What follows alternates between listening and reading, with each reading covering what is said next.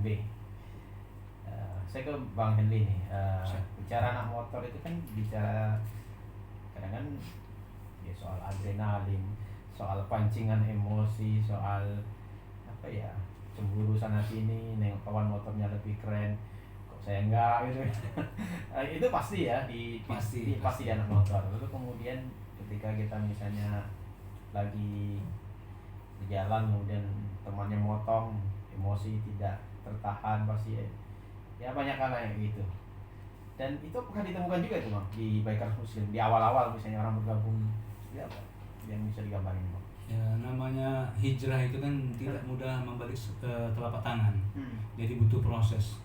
Itu masih boleh dikatakan masih maklum lah. Tapi yang namanya kita kalau sudah naik motor, apapun motornya itu, apalagi kalau motornya cc-nya di atas 200 atau 150 itu kan kadang-kadang egonya tinggi. Kalau sudah bicara ego, wah ini motor orang siapa yang motong duluan ini kan, waduh. Jadi timbul egoisnya, timbul egonya untuk naik motor. Motor kita kok cc-nya besar kok dipotong sama motor ini, kurang ajar. Nah ini timbul di situ. Jadi mereka tuh tidak lagi yang namanya berkendara itu nyaman, tidak lagi memikirkan safety berkendaraan. Jadi orang motong, nah, kalau bisa kita potong juga nih. Padahal kan yang namanya seperti itu sangat sangat dekat dengan kematian. Kalau mereka berpikir seperti itu mungkin sangat disayangkan Ustaz. Betul, artinya memang dunia motor dengan kecepatan, adrenalin dan kematian mungkin ya tipis-tipis banget sebenarnya. Tapi orang sering nggak sadar itu Bang Henry ya. Jadi nggak sadar bahwa sesungguhnya yang dilakukan dia itu ketika dia berkendaraan itu menantang maut sebenarnya, tapi dia nggak sadar gitu loh. Nah ini kalau di Bikers Muslim sendiri gimana itu penyadarannya? Misalnya nih saya nih hobinya ngenceng-ngenceng nih terus kemudian ketemu Bang Henry nih, saya mau masuk Bikers Muslim nih Bang, tapi kalau abang harus ngalahin dulu saya kencengnya. Nah itu ada kayak nantang-nantang kayak gitu Bang? Alhamdulillah nggak ada ya? Belum ada. Atau belum berani lihat badan saya yang kecil gini ya. Tapi saya menyadarkan mereka itu begini. Ada nggak yang bisa menjamin bahwa besok itu bakal bisa menghirup udara segar?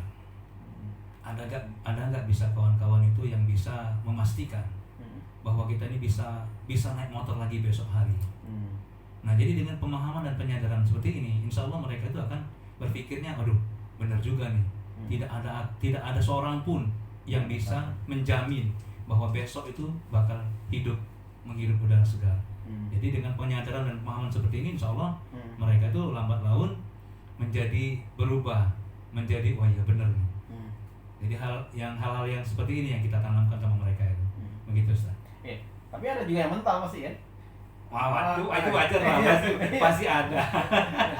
Ini kalau ketemu kliknya oke, ketemu ya misalnya penyadaran begini kan ketemu klik oke, masuk.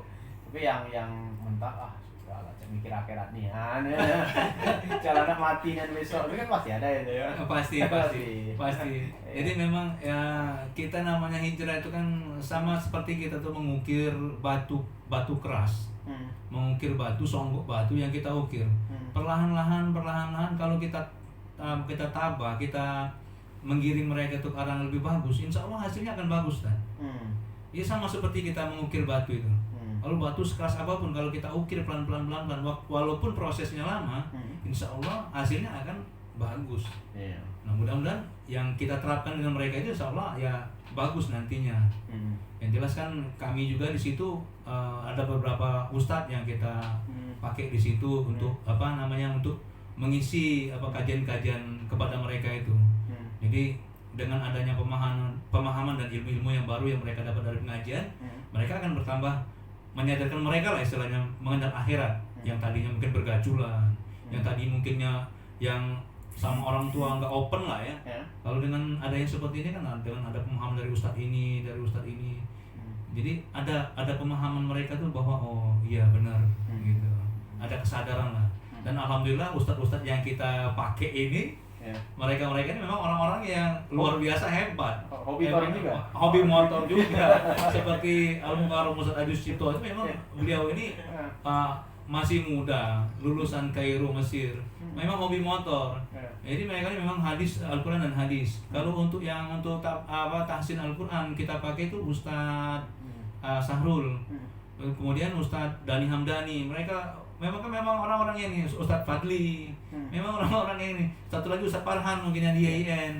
Jadi mereka memang orang-orang yang hebat lah bagi kami, memang orang-orang yang jadi panutan lah. Satu lagi Ustadz Peri untuk yang ruqyah. Jadi kita ada juga sesi ruqyah. Jadi kan orang-orang yang bandel-bandel ini, yang keras-keras ini, kita ruqyah sama Ustadz Peri, insya Allah berubah mereka. Jadi pakainya komplit ya? Komplit, pakainya komplit. Jangan nanggung gitu. Saya ke Mas Iqbal nih. Orang cinta motor ya. Itu kenapa harus masuk ke komunitas? Itu kenapa tuh Bang? Kalau sebelumnya kita, kenapa Bang Iqbal sampai pada akhirnya menentukan destinasinya? Ini kayaknya nyamannya di Bikers Muslim ya. Kenapa harus pecinta motor itu harus bergabung di komunitas tertentu gitu ya? Mungkin untuk yang pertama ya mungkin untuk nyalurin hobi ya tadi ya kan. Jaga eksistensi ya. Di situ mungkin nambah seduluran tadi, udah itu mungkin bisa tukar pikiran tentang perkembangan modifikasi di situ. Kalau untuk kenapa harus masuk ke komunitas seperti itu. Tapi itu memang sudah menjadi hal yang lumrah ya. Iya. Gitu anak motor pasti begitu ya. Artinya gabung ke komunitas tertentu. Ya, tinggal nanti sentuhannya di komunitas itu ya mau seperti apa kan. Terus dari komunitas yang selama ini Mas Iqbal jalani, lalu kemudian di 2018 ya 2018 bergabung ke Bikers Muslim, itu gimana tanggapan teman-teman komunitas waktu itu? Iya, kalau alhamdulillah kalau teman-teman yang lama itu ya, teman-teman di tongkrongan lama itu nggak ada perubahan sama sekali, keakraban tetap dan semuanya.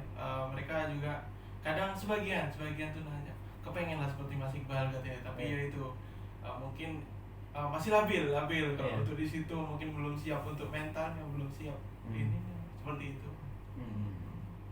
Tapi apa yang paling Mas Iqbal kok sampai pada akhirnya waduh saya mesti harus gabung ke sini. Itu jangan-jangan gara-gara Bang Henry ini nyatakan besok jangan-jangan nggak bisa naik motor lagi. Apa kata-kata yang kayak gitu yang membuat Mas Iqbal itu akhirnya bisa juga ya, bener juga gitu. Gimana itu Mas Iqbal? Yang pertama yaitu tadi pencarian selama ini ketemu gitu kan. Nah itu dimana cari yang benar-benar bermanfaat. Itu kalau boleh diingat itu pertama kali di mana itu Mas? Ikut gabung Bikers Muslim itu ikut kajian di mana atau di mana waktu itu? Ingatnya pertama kali Mas? Kalau kajian pertamanya itu waktu itu kita masih kajian rutin, tempatnya kita sekarang. Enggak, yang pertama kali Mas Iqbal ikut sehingga pada akhirnya kok nyaman gitu. Oh iya. Itu di mana? Di Pindang 77, Simpang 4 Pantai. Jangan Bang Henry ngasih pindang. Mungkin itu yang bikin betah. Enggak. Itu apa yang Mas saya justru pengen Mas Iqbal itu bercerita aslinya gitu. Jadi komunitas selama ini lalu kemudian pertama kali gabung, tahu-tahu pengajiannya atau kajiannya itu pertama kali yang Mas Iqbal ikuti itu di Pindang 77. Apa yang paling Mas Iqbal rasakan saat itu? Di situ awal sebelum berangkat itu, ayo Mas Iqbal hari ini jadwalnya kajian katanya Rabu malam Kamis ya kan, pada Isya. Awalnya maju mundur. Lihat di situ kan harus perkenalan lagi, harus ketemu wajah-wajah baru gitu. Soalnya sendirian. Dari komunitas kami perwakilan sendirian. Sedangkan di situ pengajian itu udah berjalan ya, Bang Eli ya, udah berjalan. Jadi tapi siapin aja. Katanya kan kalau nggak nyoba nggak tahu. Di dalam itu ada apa, seperti apa kan. Alhamdulillah baru datang itu sambutan luar biasa. Itu awalnya ya itu namanya anak baru ya malu-malu lah ya. Malu-malu, tapi yang bikin nyaman ya langsung ngerasa dirangkul, ngerasa nggak ada perbedaan, nggak terkotak-kotak, itu semua sama kayak gitu. Ngerasa itu langsung yaitu orang pertama yang nyapa, baru hari pertama nyapa pertama itu Bang Henry. Itu Mas Iqbal tuh gitu dari teman-teman Vespa tuh atau kayak gitu kan.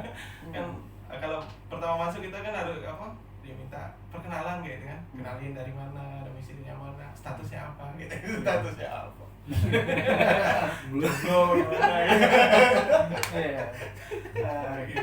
Itu yang bikin luar biasa nyaman gitu. Tapi ya sempat shock juga ya. Kalau namanya drop ya lumrah lah. Ketemu wajah baru. Kok gini-gini amat ini ya. Selama ini mungkin nongkrong di pinggir jalan, ya, minum bareng gitu kan. Duduk melingkar gitu. Ini kok modelnya kayak pengajian ya. Sempat ini ya. Artinya shock pasti ya. Iya, gitu. Tapi sebenarnya itu udah dicari. Sudah, soalnya dulu ya alhamdulillah sekolahnya dulu di madrasah, jadi ngerasa sempat hilang ya namanya ibadahnya udah bolong-bolong, udah namanya kajian ya anak-anak sekarang yang namanya ngaji kayak zaman dulu tuh udah bisa dikatakan susah nyari tempatnya kayak gitu kan.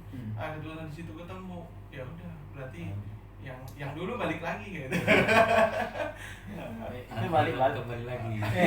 Balik ini kan yang Bang Henry ini kan karena klik. Karena mungkin Mas Iqbal sedang mencari, ketemulah yang klik gitu ya.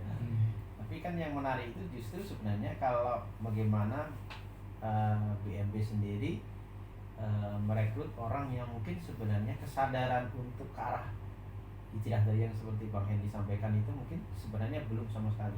Dan mungkin ada cerita yang menarik nih tentang Bang Henry ya, bahwa orang ini sebenarnya kok pada akhirnya bisa berubah total ya. Mungkin kalau bisa sebutkan satu nama nanti asik juga itu, kita menarik juga ya.